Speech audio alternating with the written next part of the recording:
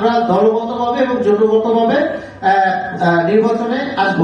তো ওই জায়গা থেকে আমরা চাই যে, আপনি জানেন যে বাংলাদেশ এখন পর্যন্ত যে ক্ষমতার বিকেন্দ্রীকরণ যে জায়গাটা আছে, এই জায়গাটা এখন পর্যন্ত হয় নাই। বাংলাদেশে আপনি দেখবেন প্রধানমন্ত্রীর একক ক্ষমতা আছে, সেই প্রধানমন্ত্রীর একক ক্ষমতা বলে সে রাষ্ট্রের সাথে স্বেচ্ছাচারিতা করে এবং স্বৈরাচার হিসেবে পরবর্তীতে দেখা যায়। তো আমরা যদি জোটবদ্ধ হয়ে নির্বাচনে জিততে পারি, এই জায়গাগুলো আমরা ঠিক করবো। এছাড়াও সামরিক খাত, শিক্ষা খাত থেকে শুরু করে অন্যান্য খাত যেগুলো আছে, পরবর্তীতে আমরা তফসিলের মাধ্যমে, পরবর্তীতে আমরা ইশতেহারের মাধ্যমে আমাদের জোটের ইশতেহার আপনাদের জানিয়ে দেব। এই বলে আজকে আমাদের যে সংবাদ সম্মেলনের যে প্রেস বিজ্ঞপ্তি শেষ করছি। ধন্যবাদ। আসসালামু আলাইকুম। এখন যদি সাংবাদিক ভাইরা যারা আছে, তাদের যদি জোটের কাছে কোনো প্রশ্ন থাকে, তাহলে আপনারা প্রশ্ন করতে পারেন। আপনাদের দাবি মোট কয়টা? আমরা টোটাল 5টা দাবি করছি আমাদের জোটের পক্ষ থেকে। আপনারা শুনছেন যে দাবিগুলো আপনাদের বলা হয়েছে অলরেডি। দাবি না মানলে আপনারা কি করবেন? দাবি না মানলে আমরা প্রথমত হলো আন্দোলন গড়ে তুলব। কি ধরনের আন্দোলন হতে পারে? প্রথম হলো যেমন সমাবেশ, বিক্ষোভ সমাবেশ, মিটিং মিছিল, তারপরে স্মারকলিপি প্রদান। তারপর যদি তাও না হয়, তাহলে আরো জোরালো কর্মসূচি, অবস্থান ধর্মঘট করবো, নির্বাচন কমিশন ঘেরাও করবো। শেষে তাও যদি না হয়, আমরা সরকারের বিরুদ্ধে আইনগত ব্যবস্থা নিব, মামলা করবো। তারপর তাও যদি না হয়, তাহলে আমরা ওই সামনে এই ব্লক করে বসে থাকবো। এখন বিষয় হচ্ছে, বিভিন্ন দলকে তো নতুন নতুন কিছু দলকেও নিবেদন দেওয়া হয়েছে, আপনাদের দলগুলোকে কেন দেওয়া হয় না? এতে সরকার কি আপনাদেরকে অন্য কোনো দৃষ্টিতে দেখছে কিনা?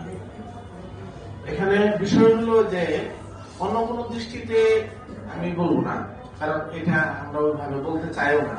কিন্তু এখানে পর্দার আড়ালে কিছু ঘটনা ঘটতেছে বলে আমার মনে হচ্ছে। সেটা একটু খোলাসা করো। হ্যাঁ, একটু খোলাসা করো। একটু খোলাসা করুন, সেগুলো কি? সেরকম যেমন ধরেন, কিছু দলের নিবন্ধন দেওয়া হচ্ছে, যে দলগুলি ওই শর্ত পূরণ করছে বা করে নাই, মানে তা আমরা নিশ্চিত না। কারণ অনেকের ওবিসি নাই, কোন কমিটি নাই, তাদের নিবন্ধন দেওয়া হচ্ছে বা তাদের নিবন্ধন আছে। এই যে অনেক দলের নিবন্ধন, 54 না কয়টা দলের নিবন্ধন আছে, যাদের অনেকে আমরা নিজেরা চিনি, তাদের মানে কমিটি আছে কিনা আমাদের জানা নাই। তাদের অফিস বা তাদের কর্মকাণ্ড কি আছে না আছে তাও আমরা জানি না। অথচ আমরা সেই 20টা জেলা কমিটি, 22টা, তারপরে হলো 100 থানা কমিটি দিচ্ছি, অফিস দিচ্ছি, দুনিয়া সবকিছু দরাদরি করার পর শেষে কি আমরা তো নিবন্ধন। তো কেন নিবন্ধন নেই? যে ওইখানে গিয়ে পায় তারা, ওই যে অফিসে কাউকে পায়। তো অফিসে কাউকে পান নাই, ওই অফিসে তো এটা চাকরি না। এটা তো আমরা রাজনৈতিক সন্ধ্যার সময় আড্ডা একসাথে করি। আর যখন দরকার নেই, ওখানে আমরা কি ঘুমাবো না, ওটা আমাদের কোনো অফিসিয়াল অন্য কোনো কর্ম আছে, কাজেই না পাওয়া স্বাভাবিক। এই কারণে আপনার নিবন্ধন দিবেন না, এটা তো হয় না।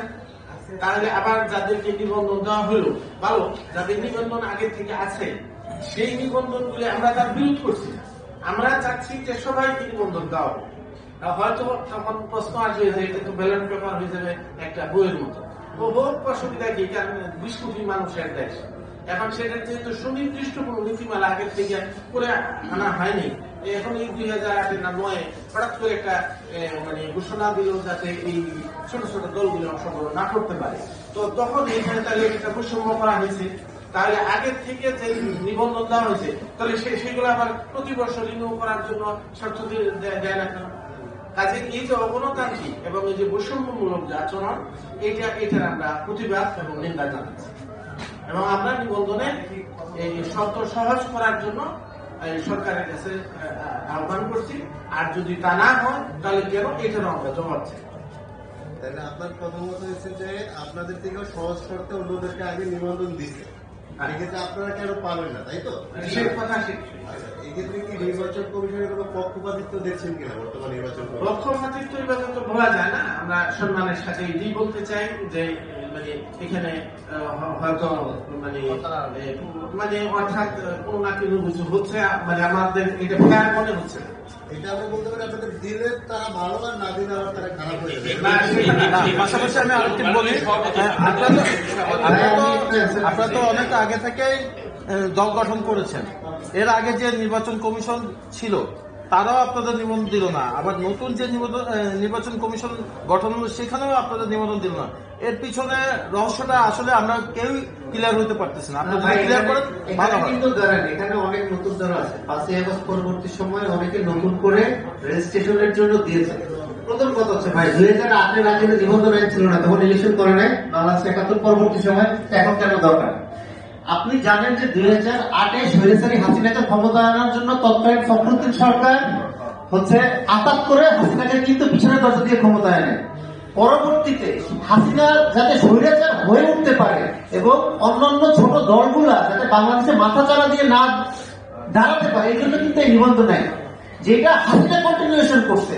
তো হাসিনা বাংলাদেশ থেকে চলে গেল, পালিয়ে গেল, চলে গেল, তো কেন সেই ফ্যাসিবাদের শিকড়টা কেন এখনো নির্বাচন কমিশনে থাকবে?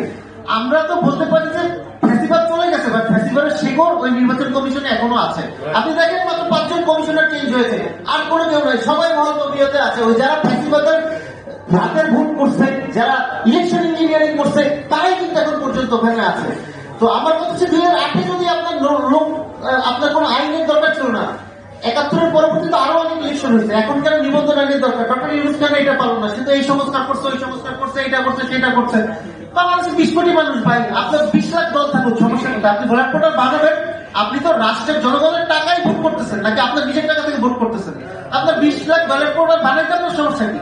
আমার যদি মনে হয় আমি একা দল করবো, আমার একার কি অধিকার নেই? আমি মানুষ হিসেবে আমার অধিকার নেই? আমি একা হাঁটবো, আমার কাউকে পছন্দ না, আমি একা হাঁটবো, আমি একা দল করবো, যে আমার মতদর্শে আসবে তারা আসবে। তার মানে কি, আপনি যদি আমাকে যদি এই জিনিসটাই না করতে দেন, আমার গলাটাকে, গণতন্ত্রের গলাটাকে আপনি চেপে ধরলেন। তো এই আইন হচ্ছে গণতন্ত্রের গলাটাকে চেপে দেন। আমরা যে গণতন্ত্র গণতন্ত্র বলি, এটা কোনো গণতন্ত্র না। এখন আপনারাই বিচার করেন, আপনারাই লিখবেন যে আসলে কি আমরা গণতান্ত্রিক ওয়েতে আছি না গণতান্ত্রিক ওয়েতে নাই। এবং এই নির্বাচন কমিশন আমি বলবো যে আরেকটা স্বৈরাচারী নির্বাচন কমিশন। ধন্যবাদ।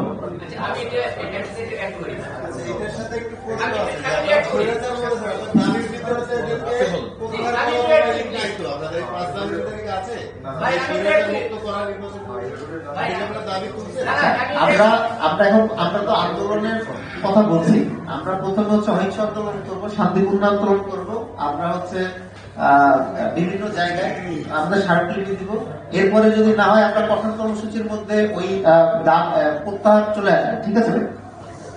স্বৈরাচাররা যদি নিবন্ধন আমাদেরকে দেয় তাহলে তারা থাকবে, আর না দিলে তারা থাকতে পারবে না, এরকম কিছু আন্দোলন করবেন কিনা?